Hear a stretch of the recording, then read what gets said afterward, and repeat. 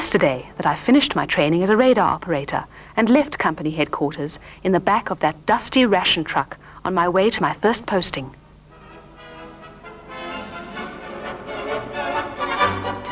I had to sit among the potatoes, bread, meat, and a large milk can, which did its best to fall over every time the truck raced round a corner. I was too excited. What would the station be like? Would I be a success? How would I get on with the other girls? Was the discipline very strict?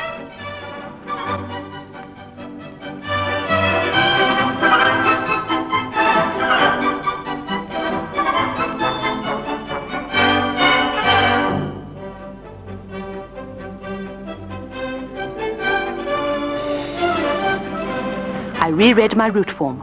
Windy Corner, UDES221. Its position was secret, so I had no idea what to expect. I got a thrill when I saw the rotating aerial of one of the more modern British type.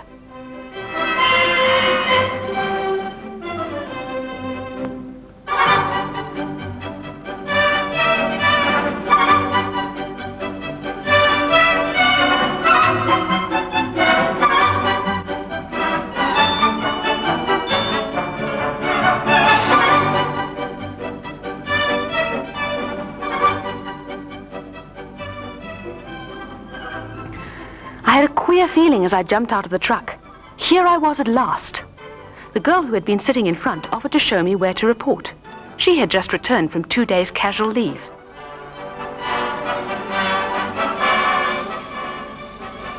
The smile that the station commander and staff sergeant gave me put me at ease and made me feel that at least I was among friends.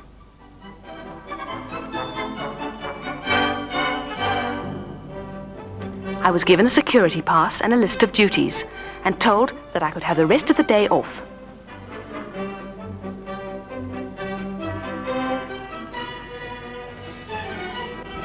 Yes, it wasn't long before I bumped into Petronella, or Bud as we called her. Bud was one of those odd characters found in every camp. When her eyes were not on the station commander, they were fixed on some love story, but she preferred the station commander.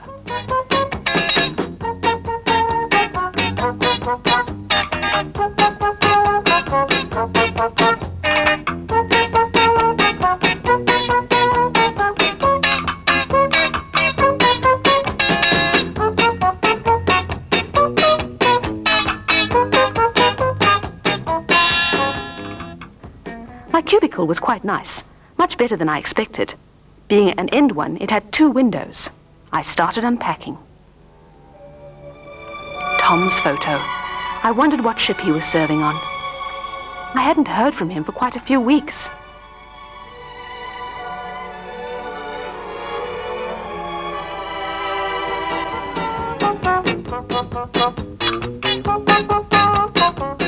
I was just dying for a bath, so I had to interrupt Bud's reading, but all I got was some vague directions.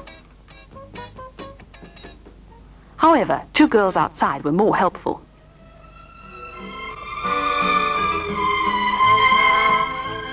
I was thrilled to find the bath complete with hot water. At least this was more than I'd expected.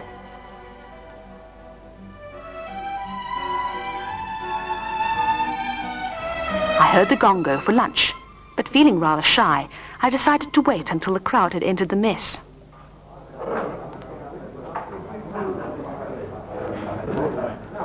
There was a vacant seat next to Petronella. She was too interested in her book to notice me, but when the waiter brought her plate, she noticed someone sitting opposite her.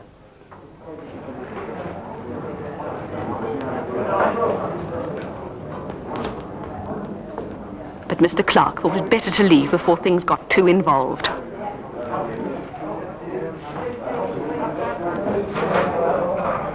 The girls operating the radar set were changing shift, and Elizabeth suggested I came to look around.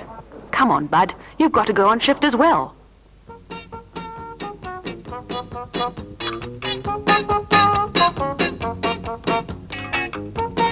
Followed by the dogs, Bud came galloping after us, complete with gas mask, knitting and book. She was prepared for anything.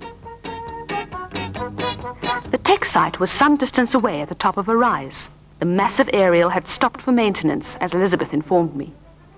Each station in the radar chain does an hour's maintenance every day. The apparatus seemed more complicated than that I had been trained on.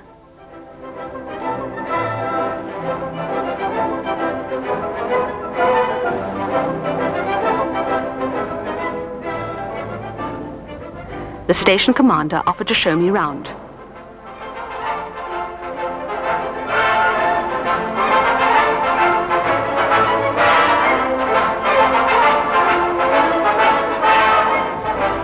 First we went into the transmitter room. When the transmitter's powerful radio pulses hit anything, they echo and bounce back and are recorded on the receiver.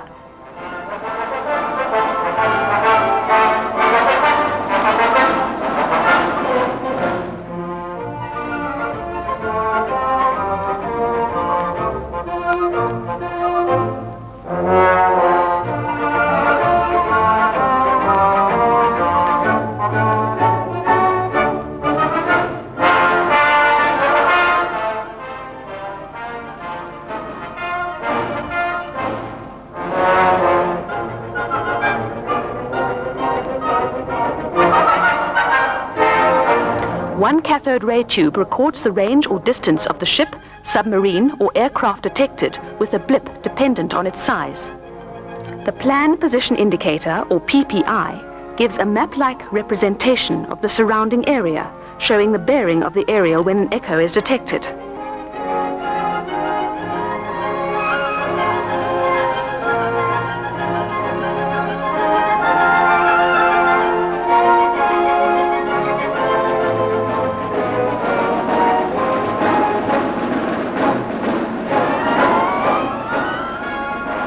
This information is passed to the recorder at the converter board. She records the details and plots the object on this board, which shows the coastline.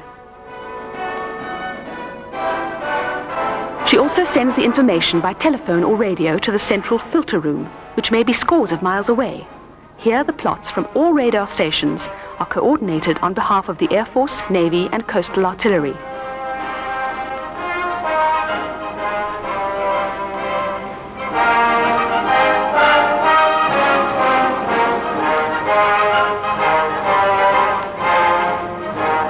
Outside I could see the ship, the track of which was being plotted by radar.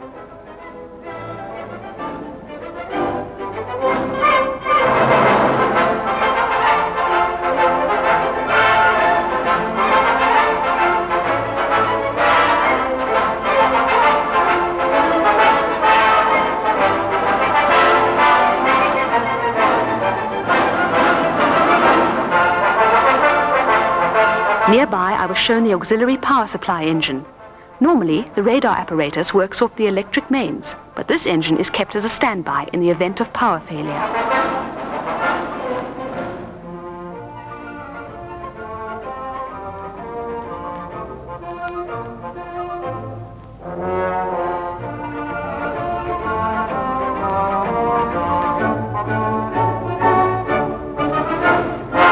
My first job was to swat up the station standing orders.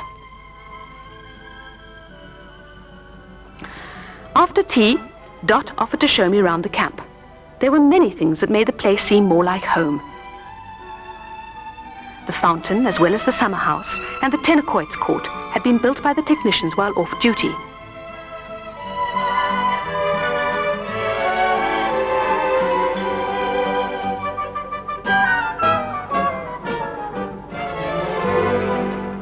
The girls looked after the flower and vegetable gardens.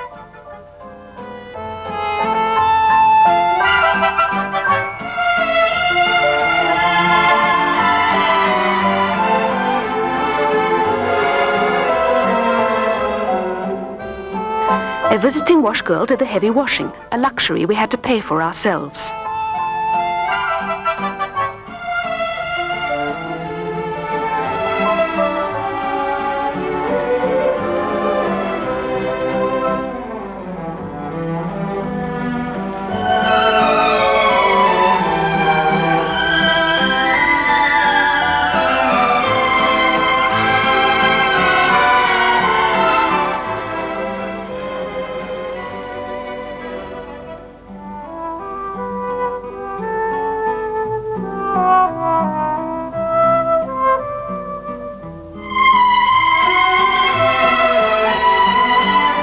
In the kitchen, I met the cook, who, Dot said, was excellent.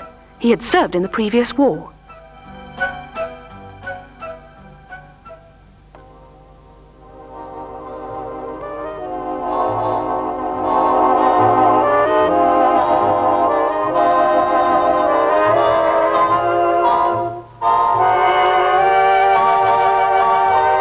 Again, I felt rather shy when I entered the wreck after supper. Everyone seemed to be there.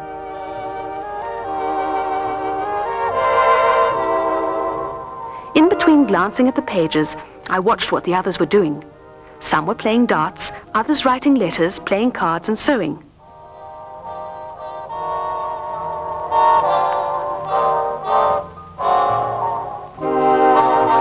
And Petronella was right in front of the fire with a new book.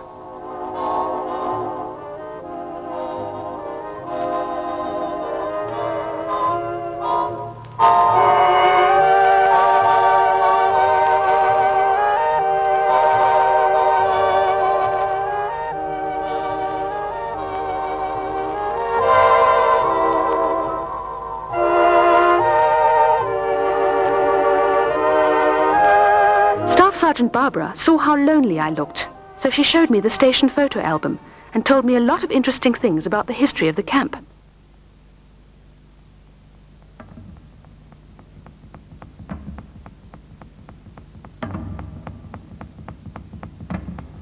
When the station opened in April 1942, the only equipment available was the JB, a very primitive Johannesburg-designed and built radar set, which, although it worked excellently, did not have any of the refinements of the present installation.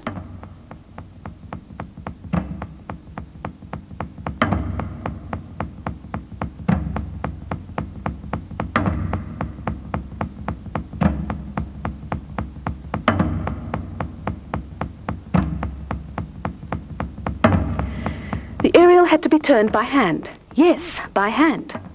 The technical hut was hot and stuffy. Equipment spares were in desperately short supply, and for some weeks living conditions were of the worst. And day and night they kept on turning the handle, turning.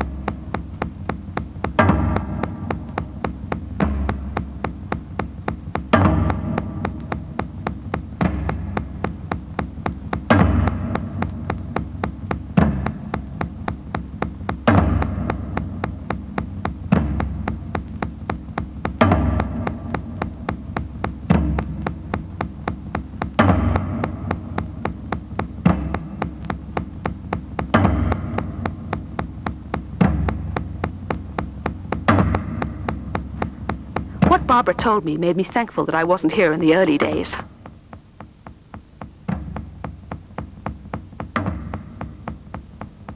Tea was served at about 8:30, and some had to be taken to the girls on shift. Darling, I remember the way you used to wait. That was the time. Yes, Jean was still on the phone. And Bud, fast asleep in front of the fire. I decided to let Mum know how I was, but as I was bound by the secrecy oath, I couldn't say much. I mentioned I hadn't heard from Tom.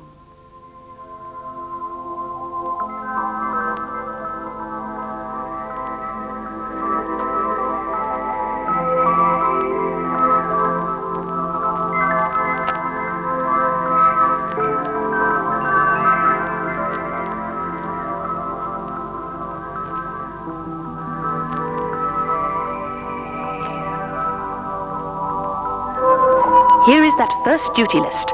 I remember I seemed to do the wrong thing all the time. My instructor really had patience.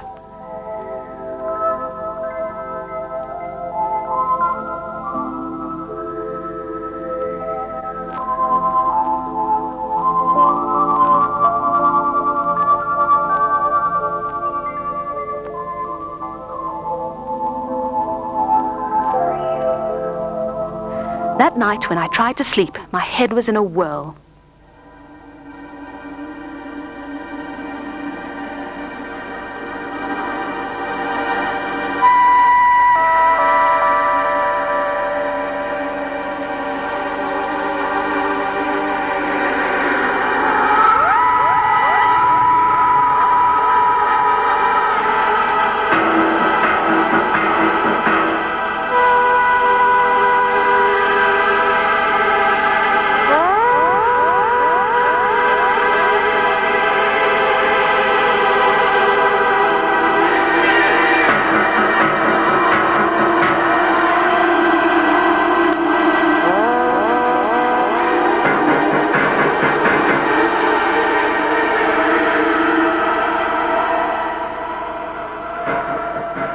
I must have had a nightmare.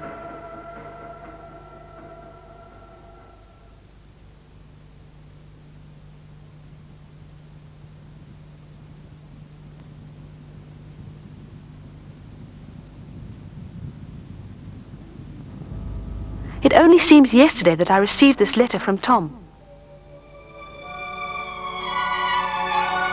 Post was one of the most awaited events of the day.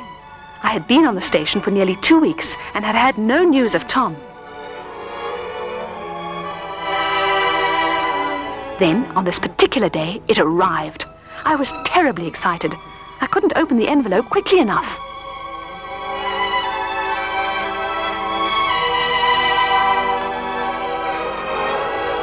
I can't understand what strange idea of duty compelled you to join up. A woman's place is in the home.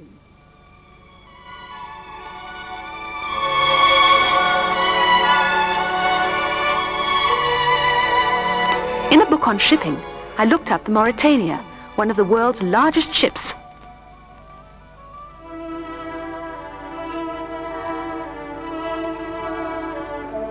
I wondered what sort of echo it would give on the radar screen.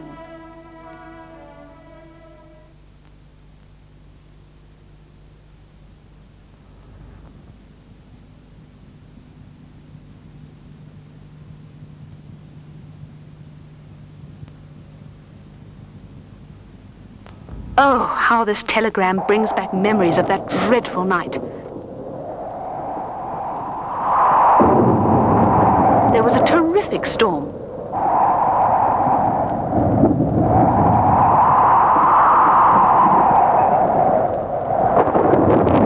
I only just heard the alarm clock above the noise of the rain and thunder.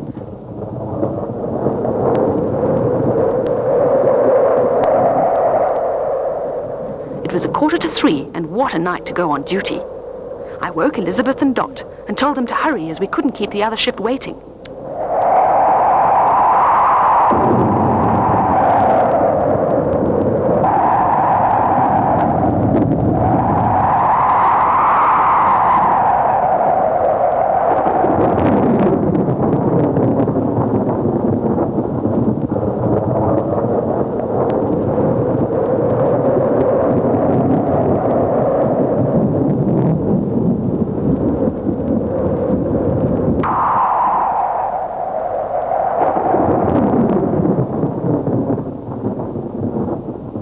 We were glad when we reached the security of the brightly lit tech hut. The other shift had been on duty since 11 o'clock and were glad to be relieved.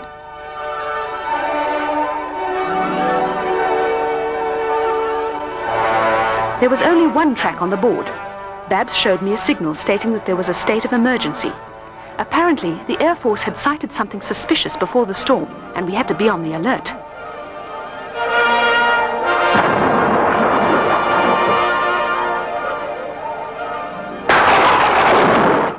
The lightning made very bad crackles in the headphones. It was a wonder that the telephone lines were not down. The girls on the receiver gave me another plot for the track. I passed the information to Freddie, as we called the filter room. From the size of the blip, it seemed to be a large ship. I wondered if Freddie had any information about its tonnage. Yes, they said it was 35,000 tons.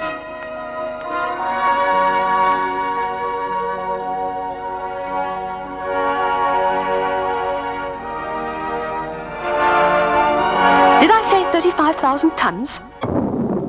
Why? Quickly, where's that letter from Tom on which he wrote the tonnage of the Mauretania? Where's the telegram I got the other day? I'm sure it's Tom's ship. Tom will be here soon.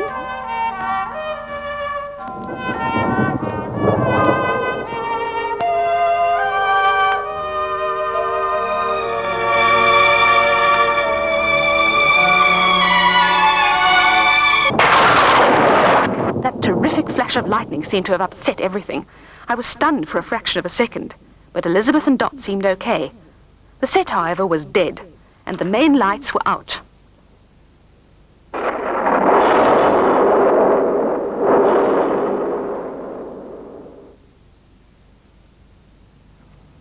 In vain I tried to get through to Freddie. Then I dashed for the phone to get hold of the technician.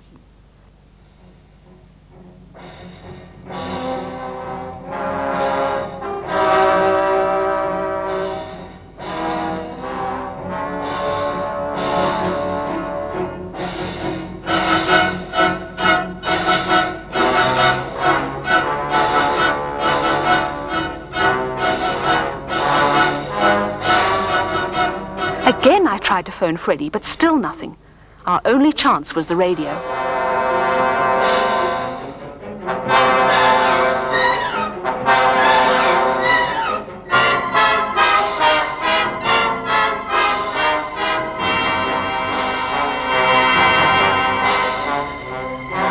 Quickly, I told Roy the technician what was wrong, and Elizabeth went to help him.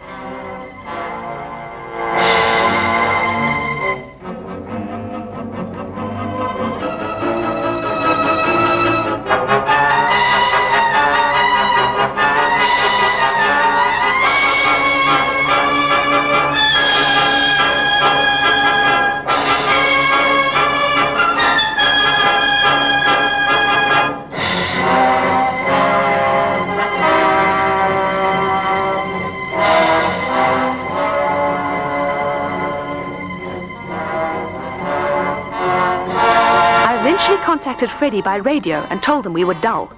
They told us to try and get on the air again as soon as possible because of the emergency.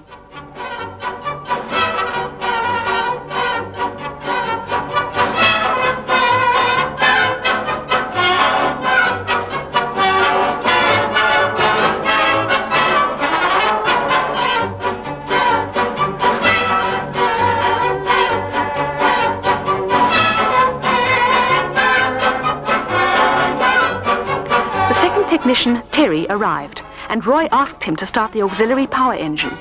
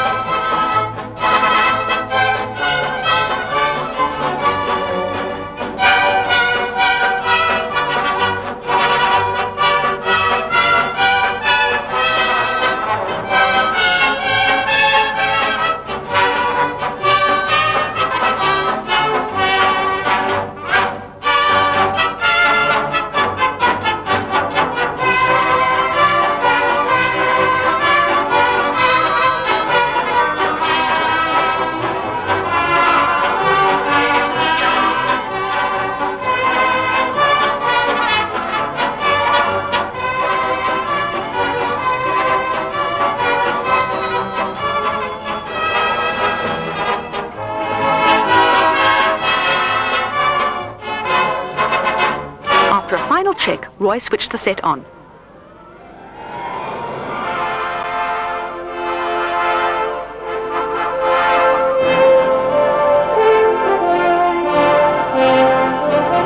But the auxiliary engine would not take the load.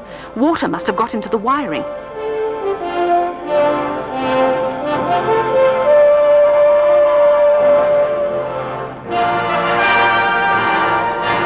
Terry switched the voltage control to manual. and so was able to keep the voltage up sufficiently to keep the set on air, but it meant that he could not leave the control.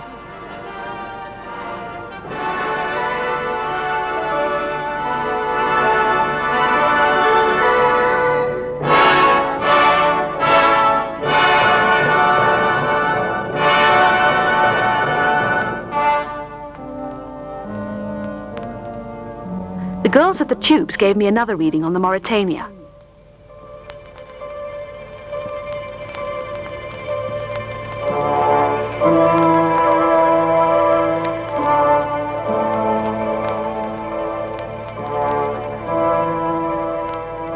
Operators changed round every hour to prevent eye strain. It was my turn to take over the range tube.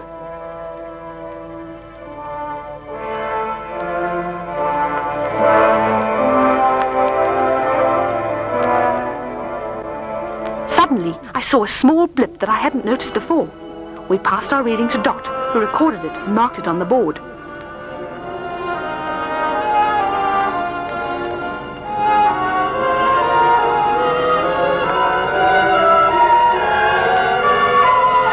Dot radioed the information to the filter room at Fortress headquarters 30 miles away.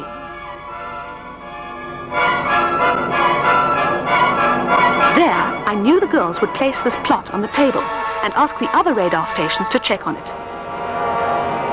On our reports, the Fortress organization had put out a general alert and, in spite of the weather, took immediate steps to investigate the object. The filter room told us they had no record of this object and were marking it as an X-ray, unidentified. This made me very excited, as I knew that it could easily be a U-boat heading for the Mauritania.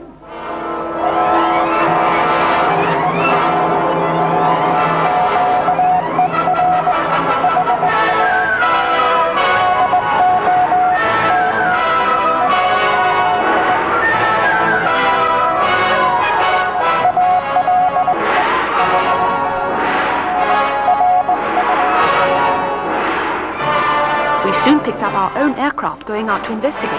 Our planes were easily recognizable as they gave back specially coded echoes.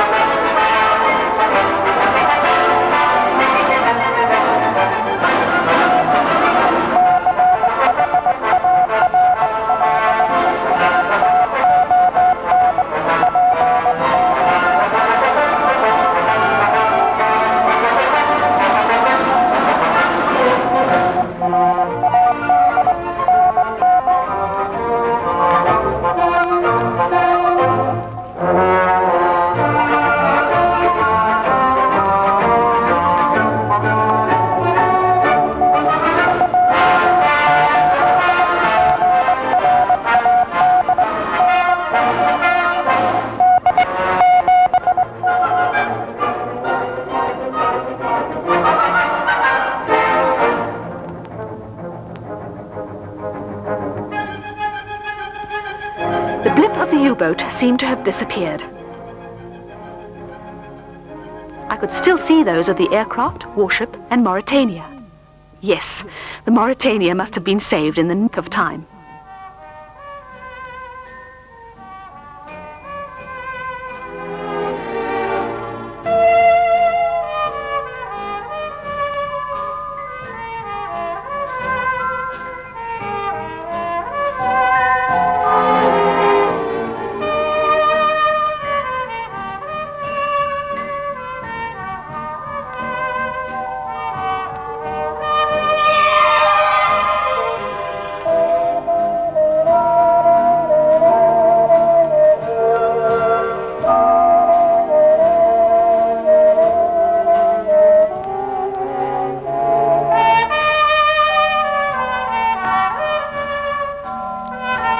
That morning, I got special permission and dashed by car and train to the port, about 30 miles away.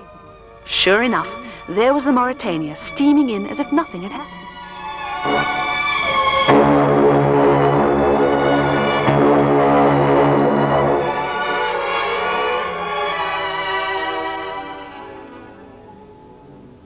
And there was Tom himself. He saw me too. I spent a delightful 2 days with Tom. Oh yes, Tom mentioned he had heard that a U-boat had been sunk by the Air Force that morning. Stout fellows, the Air Force.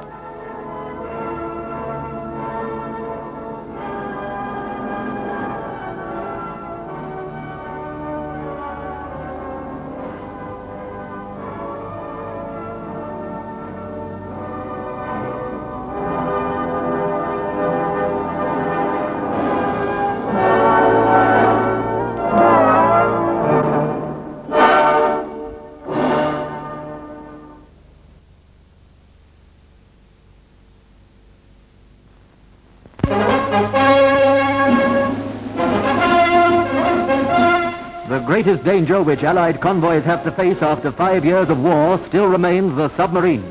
In the relentless pursuit of the U-boats, many new devices are in use. And on South Africa's coast, one of these remarkable inventions is being used with success.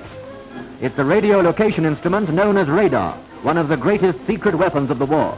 It's operated by South African women who are working day and night on the job of spotting enemy submarines which may be prowling round our coast. Radar is better known for its work in spotting approaching enemy aircraft, and it played a big part in the Battle of Britain. But it is equally effective in locating hostile shipping. The women doing this work, members of the Special Signal Services, have become experts, and the fate of many a convoy lies in their hands. When they locate the presence of an unknown vessel, it's reported to another department known as the filter room. Here the positions of the convoy and the hostile craft are plotted.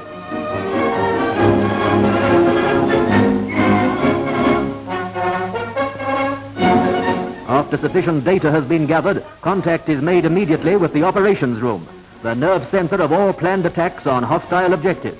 It will not be long now before the U-boat gets a big surprise.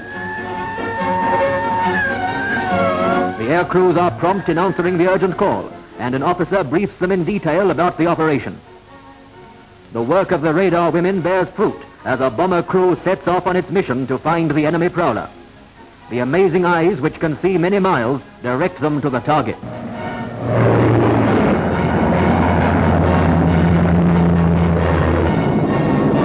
As the plane flies to the objective, the crew keeps in constant touch with the squadron's operation room and is kept well posted of any new development. Meanwhile, the radar girl keeps a close watch on the submarine, and as each report comes through to the filter room, the operators there plot the course of the submarine and the aircraft which is on its way to the attack. Radar's job, cleverly and effectively performed, is almost over, and the Air Force takes the stage for the final kill. The information has been full and accurate, and the aircraft gets right over the target to unleash its deadly depth charges.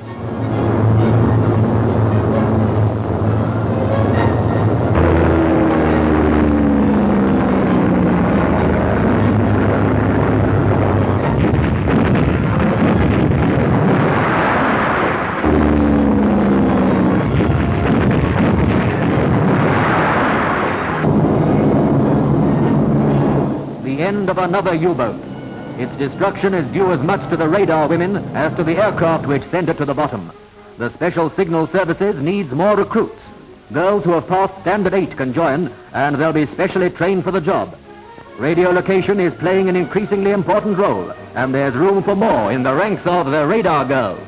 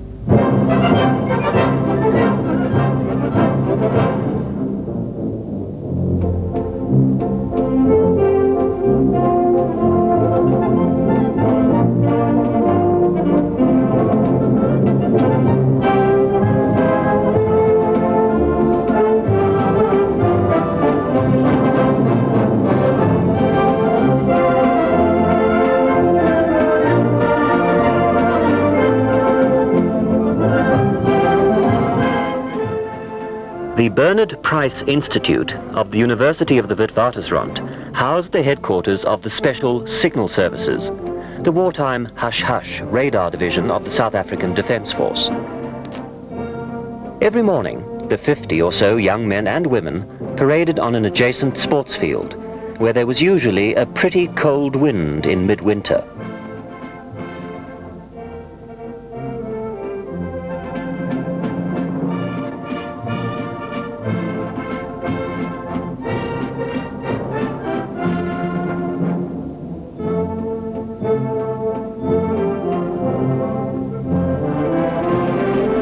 After this, everyone headed for their specialized duties.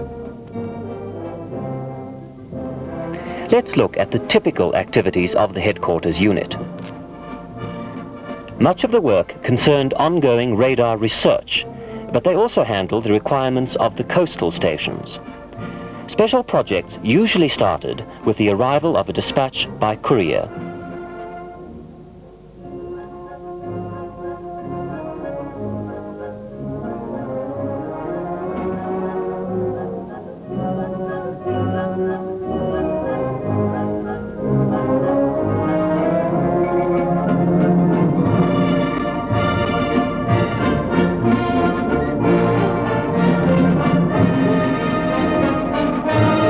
The coded message had to be transcribed by the adjutant.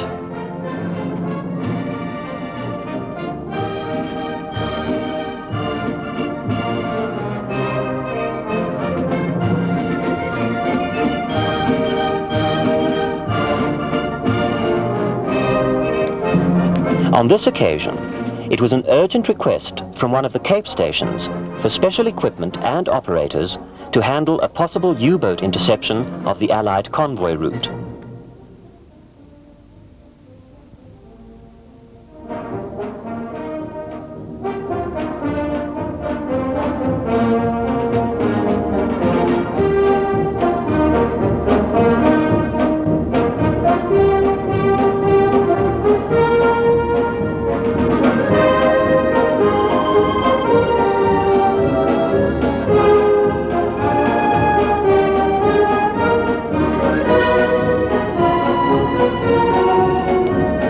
The decoded message was then typed and recorded.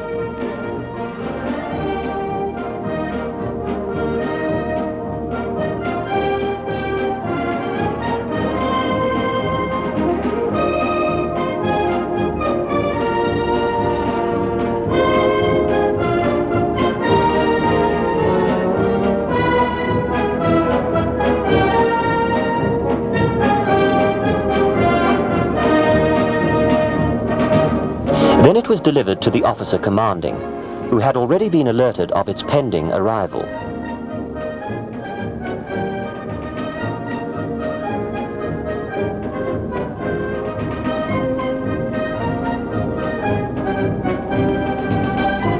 The heads of the various divisions assembled in his office.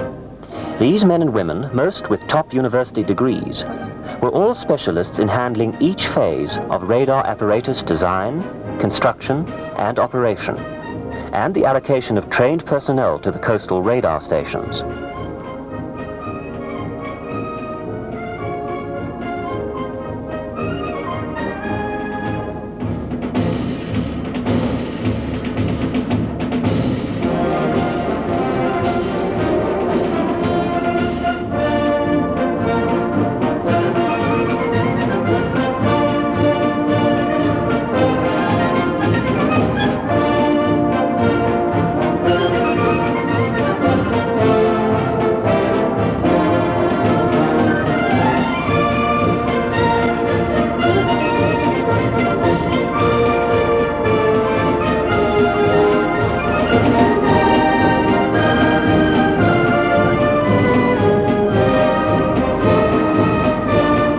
The senior officer in charge of construction called for the appropriate circuit diagrams, many in later years having been supplied by or designed in conjunction with the British forces, to whom the original brains of the SSS, Dr. Basil Schonland, had been seconded.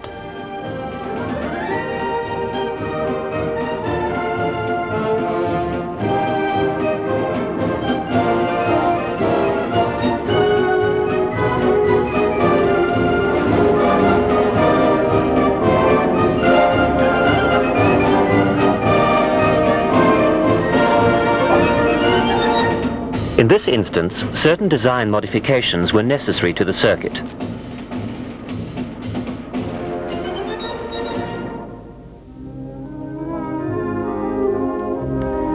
All senior personnel had been alerted that this project was to be given special priority, as there were only 5 days to construct and deliver the goods.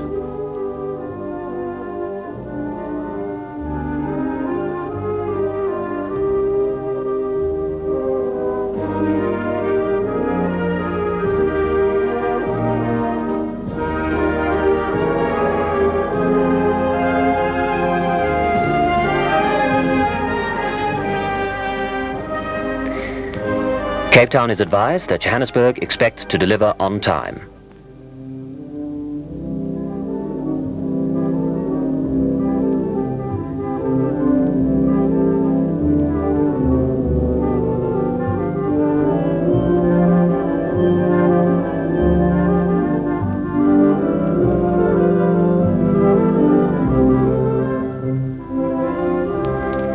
Without delay, the modified schematic diagrams were traced in the drawing office.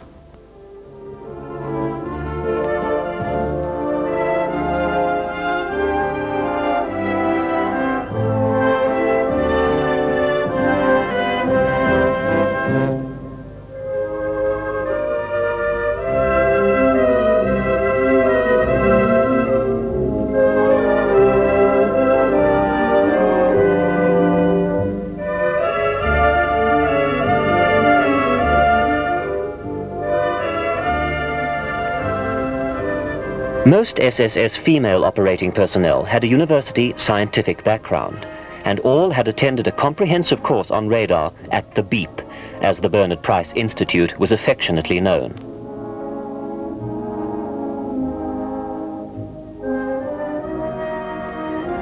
Wherever possible, girls were transferred to coastal stations not too far away from their home areas.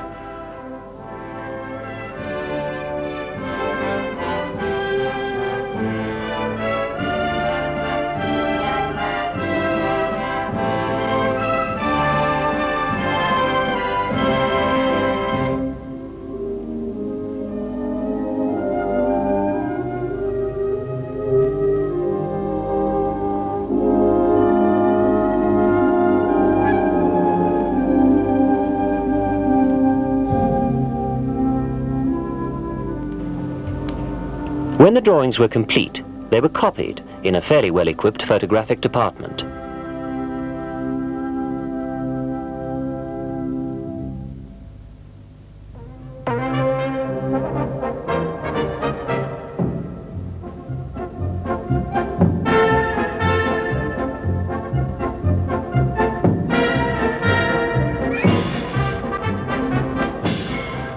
With the drawings now available, the senior officer in charge of construction broke down the tasks required and allocated these to specialist technicians.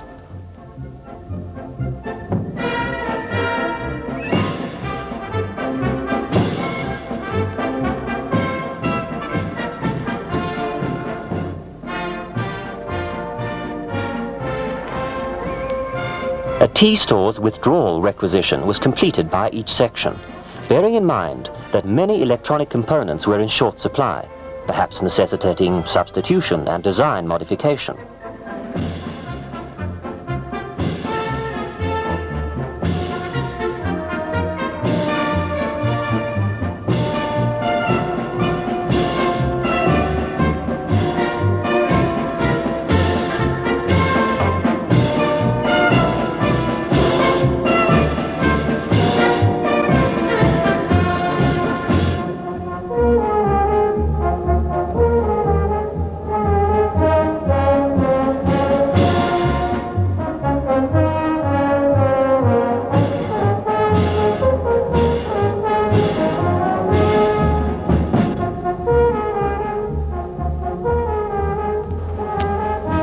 The engineering workshop had all the necessary lathes, drills, guillotines and so on, and the artisans were Army personnel with mechanical engineering training.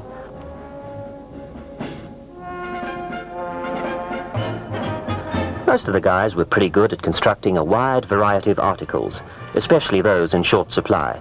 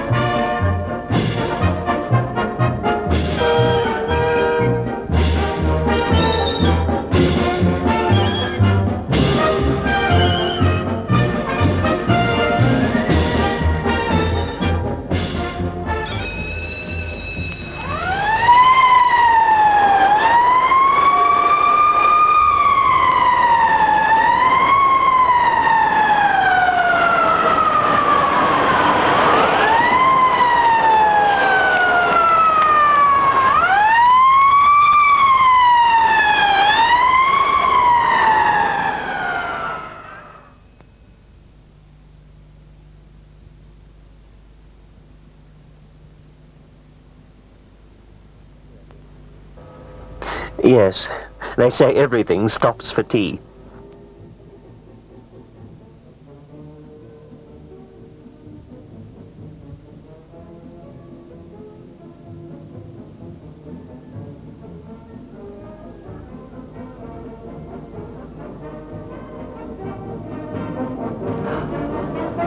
And it's back to work. The carpenters too supplied excellent results in spite of material shortages.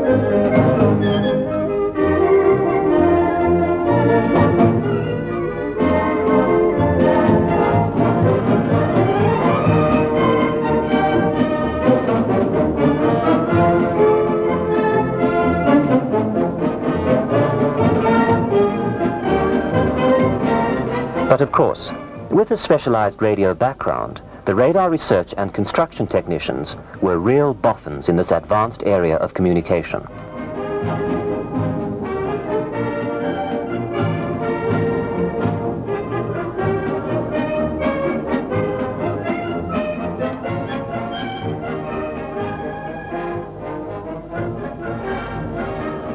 Valves or tubes, check OK. Next, the necessity to plan the positioning of each component to keep the apparatus compact and the connecting wires short.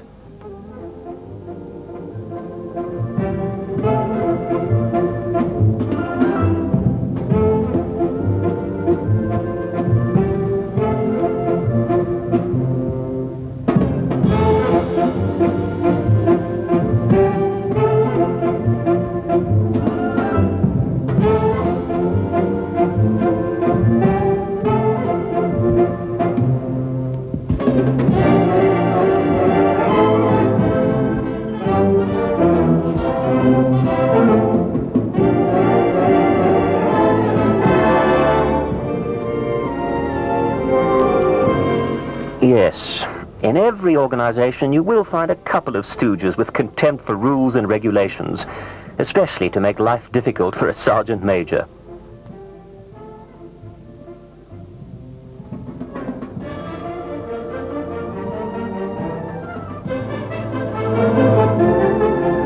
At lunchtime, most personnel left the building so as to be able to take the 12:45 tram towards town.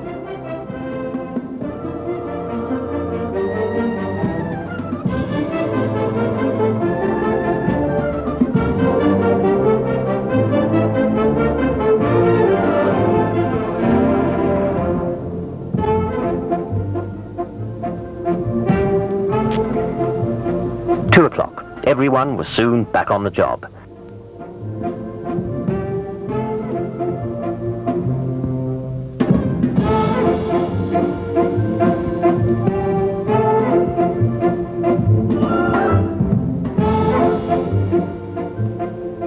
Well, almost everyone. Our wise guy seemed to have missed the tram.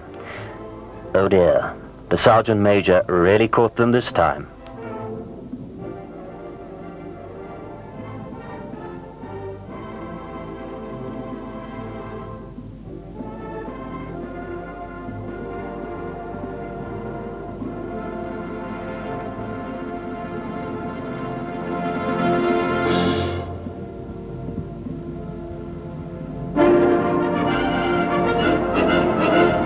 Other senior research officers assist with guidance to overcome component shortage problems and to introduce new ideas.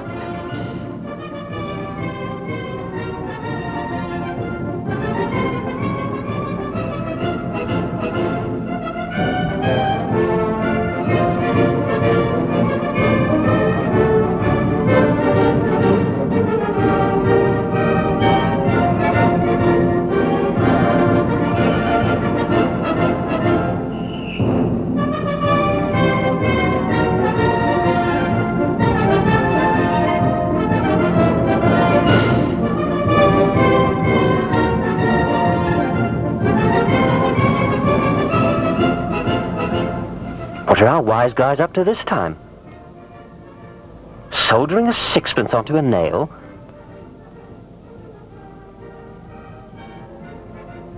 Hammering it into the floor?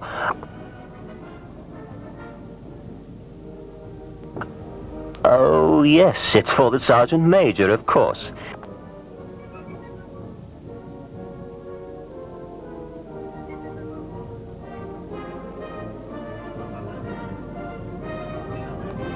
Well, no matter how difficult to obtain, a sixpence meant quite a lot in those days.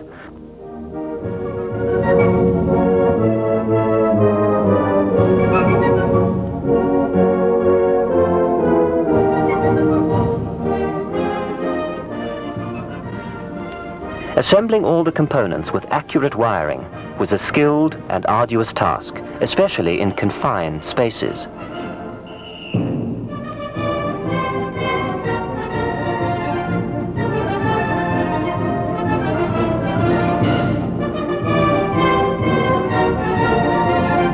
And then everything had to be checked, using whatever test apparatus was available.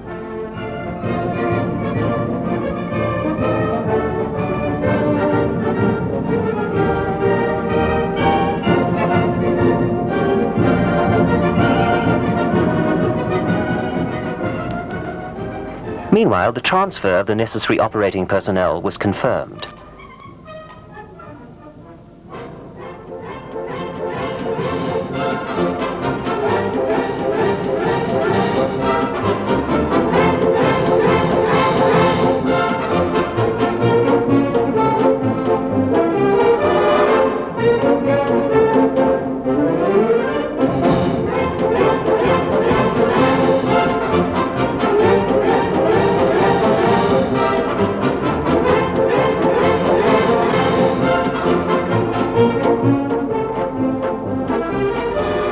And still more checking.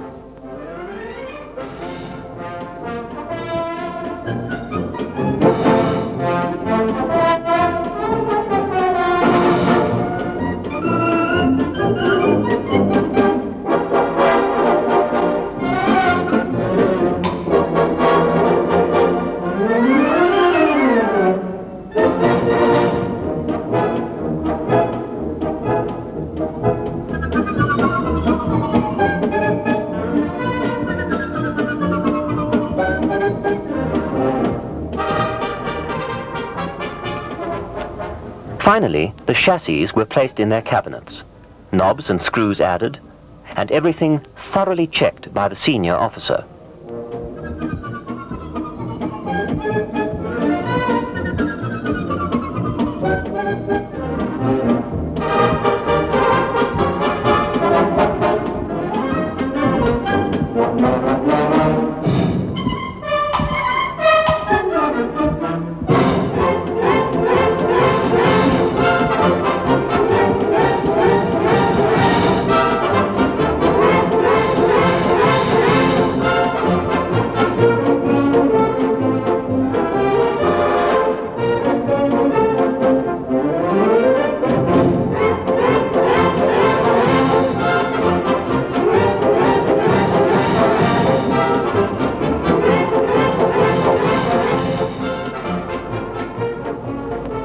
The special units, now verified as 100%, were taken to Q stores for the necessary documentation.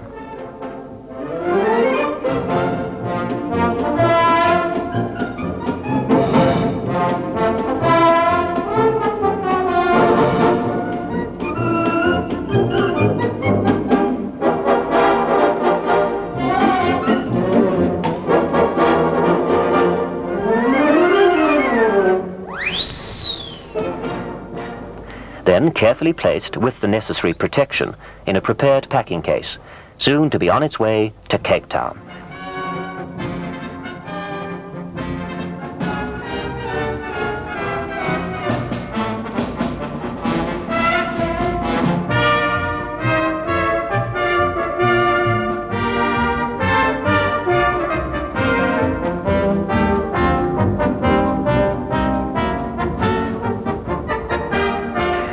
Our wise guys have also finished. Mr. Sergeant Major, will you please switch on?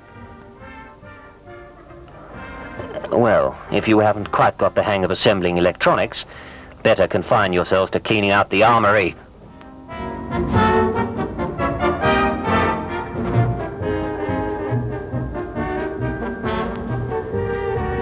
"5 o'clock. The end of the day for all the officers and personnel.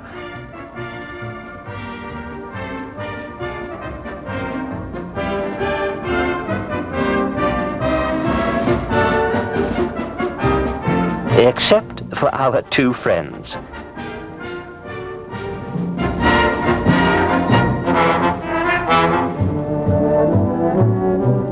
And those on guard duty.